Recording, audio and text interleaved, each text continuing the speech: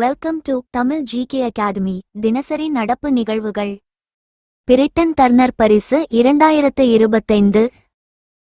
மதிப்புமிக்க டர்னர் பரிசை வென்ற முதல் கற்றல் குறைபாடுள்ள கலைஞர் நேனா கலு ஆவார்.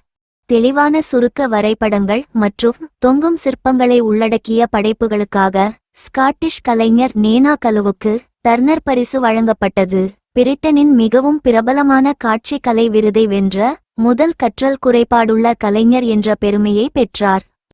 1984ஆம் ஆண்டு நிறுவப்பட்ட இந்த விருதை 19ஆம் நூற்றாண்டின் இயற்கை ஓவியர் JMW டர்னரின் நினைவாக வழங்கப்படுகிறது.